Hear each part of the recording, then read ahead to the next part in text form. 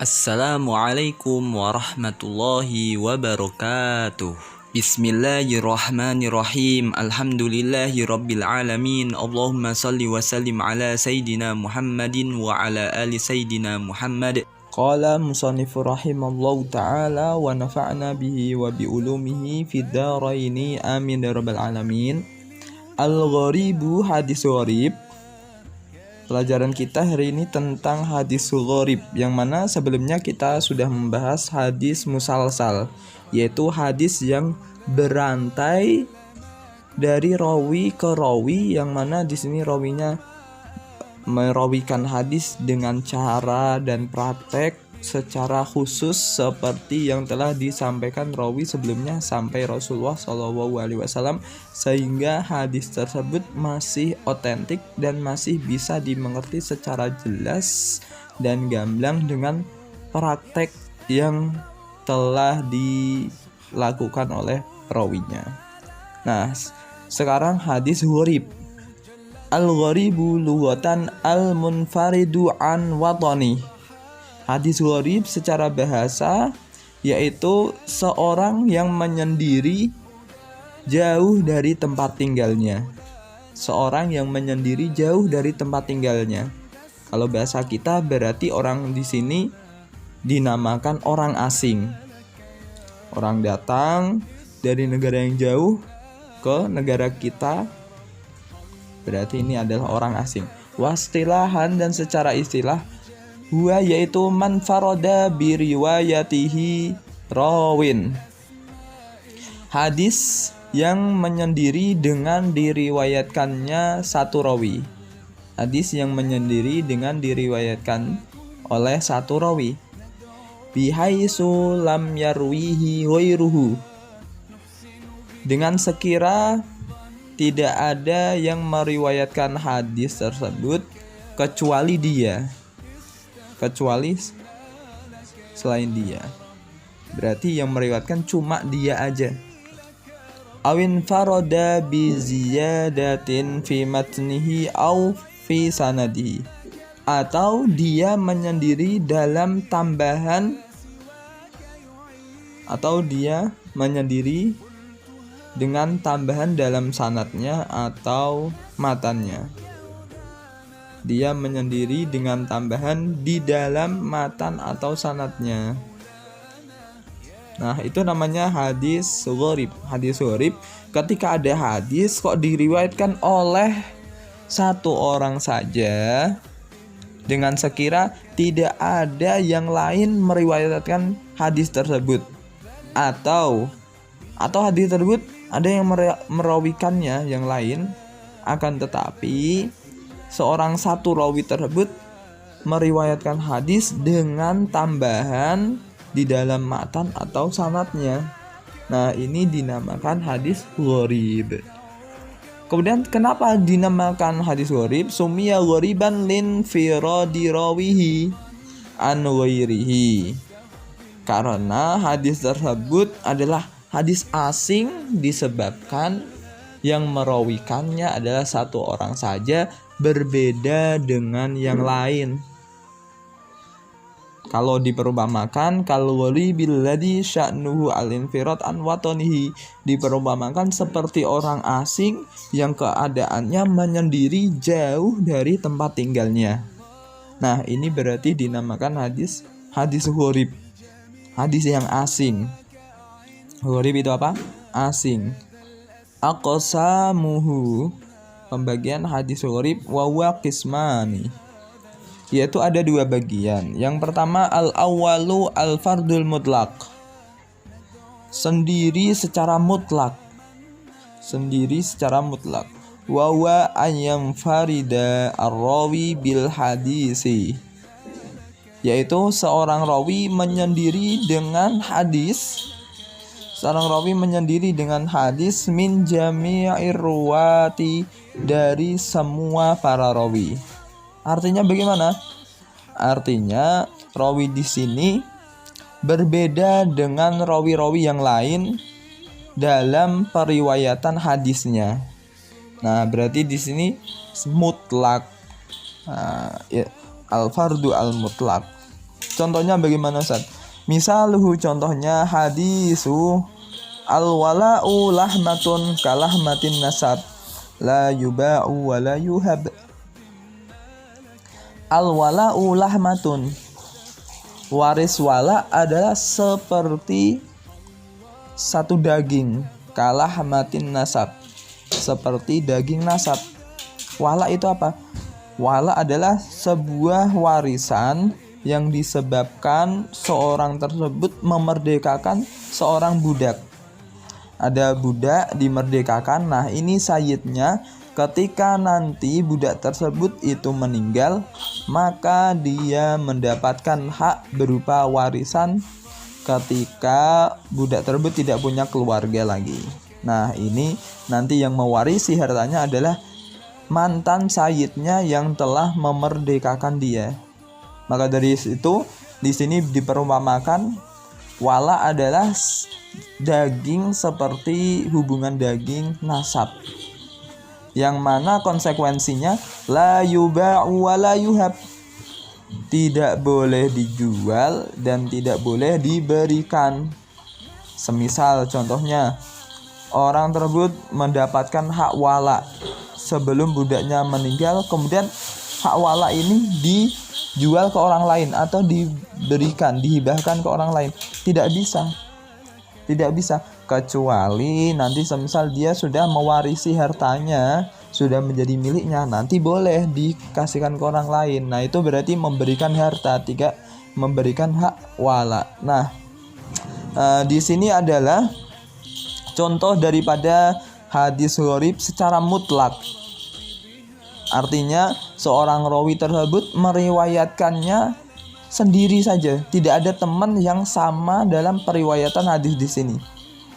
Di sini tafarrada bihi Abdullah bin Dinar ani Ibnu Umar.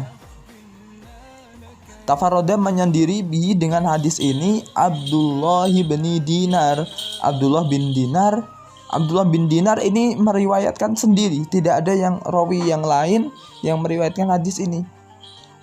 Nah, Abdullah bin Dinar ini meriwayatkan dari Ibnu Umar, Abdullah bin Umar.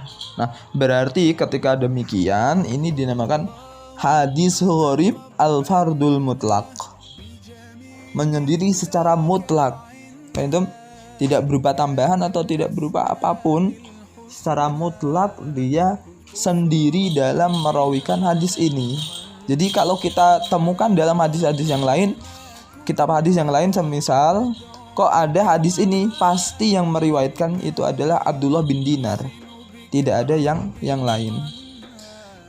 Kemudian yang kedua, asani al-fardun nisbi, menyendiri dalam penisbatannya saja.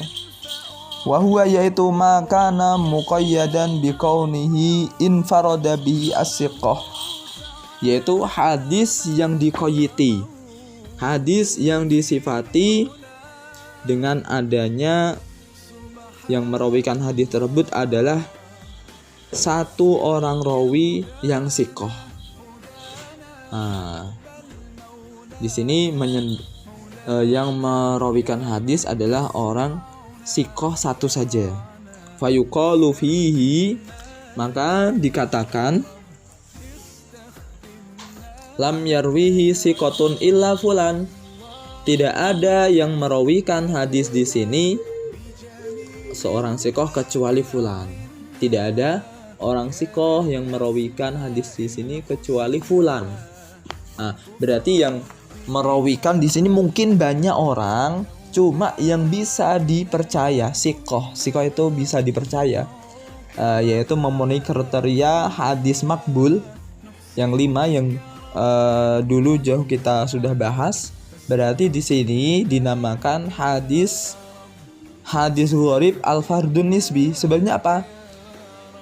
Hadis di sini mungkin diriwayatkan oleh lebih dari satu orang, namun yang tergolong orangnya siqah adalah satu ini aja.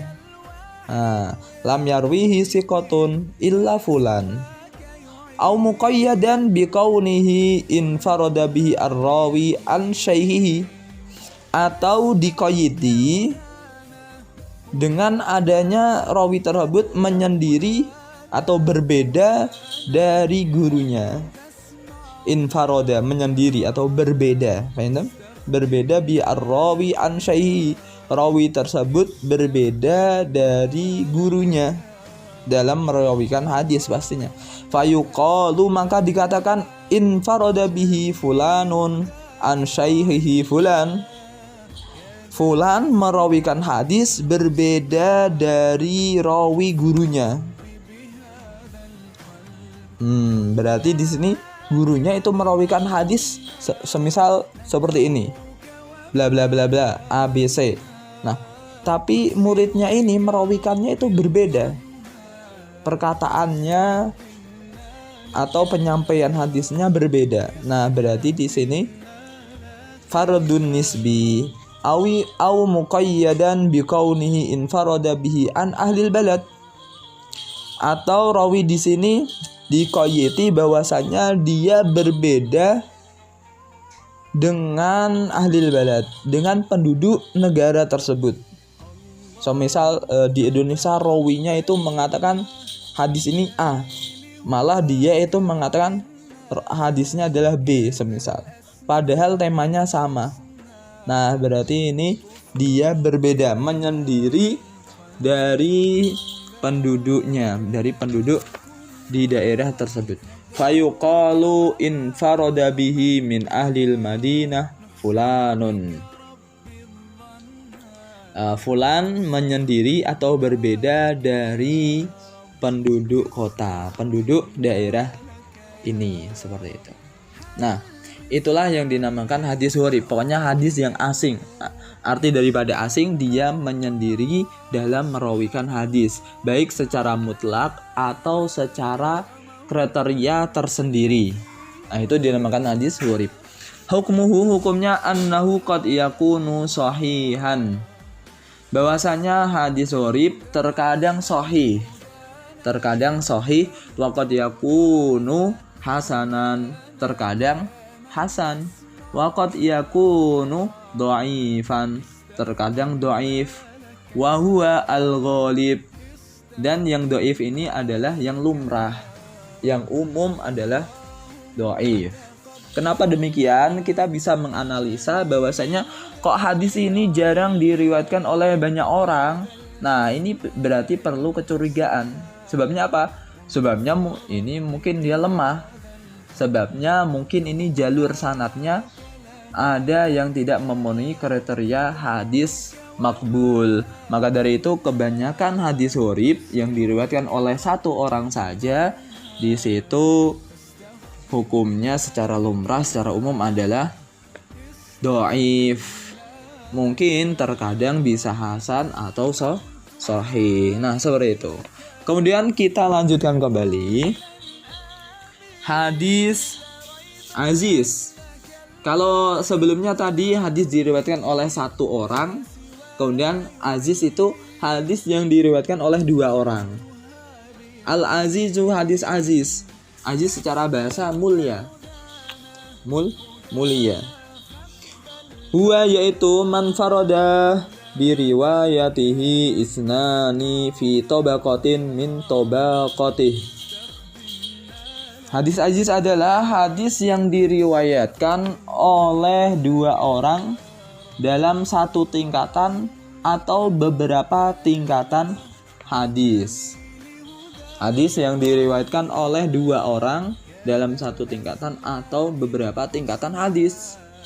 Maksudnya satu tingkatan itu apa? Satu angkatan. Kalau semisal di zaman sekarang kalian ini sekolah, kelasnya itu satu angkatan.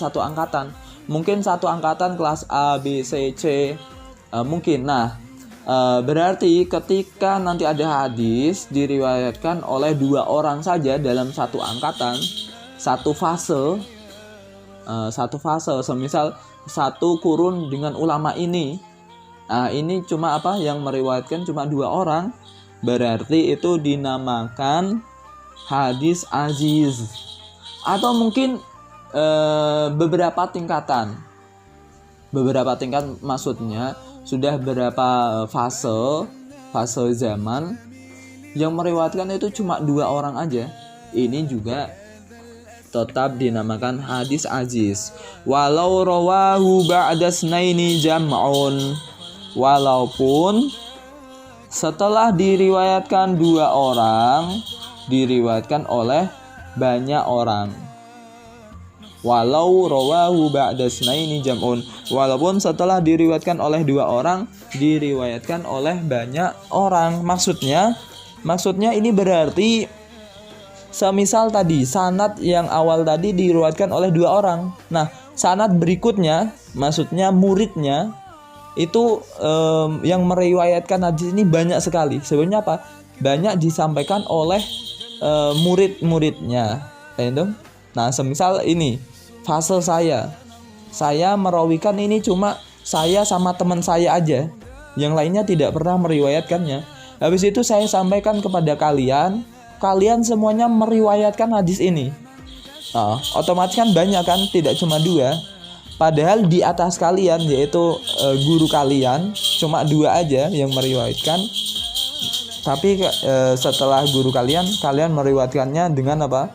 Dengan banyak teman-teman kalian juga apa? Meriwayatkannya. Walaupun demikian itu tetap dinamakan hadis aziz. Sebabnya yang menjadi patokannya adalah hadis yang diriwayatkan oleh 2 orang saja. Nah, ketika kita sudah tahu kriteria hadis aziz tersebut, berarti kita harus mengetahui hukumnya. Hukumnya bagaimana?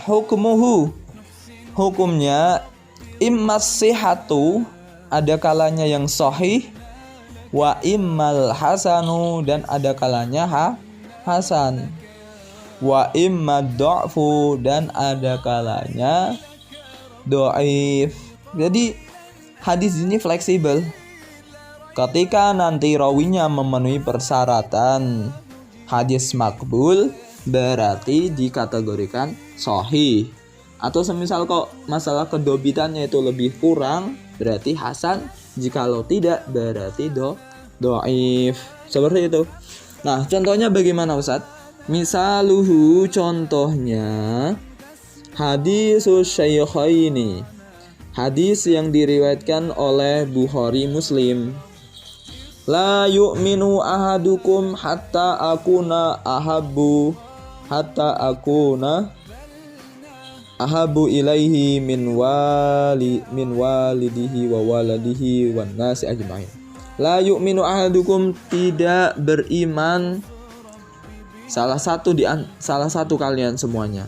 Maksudnya di sini tidak beriman secara sempurna. Hatta akuna, sehingga saya ahabba ilaihi, lebih dicintainya, min walidihi, daripada orang tuanya, wa waladihi, dan anak-anaknya, wan nasi ajma'ina, dan semua manusia, atau dan manusia semuanya. Tidak dikatakan iman seseorang tersebut itu sempurna, kecuali Rasul lebih dicintai daripada dia mencintai orang tuanya, mencintai anaknya, ataupun dia mencintai manusia semuanya. Berarti yang didepankan kecintaannya adalah cinta kepada Nabi Muhammad SAW.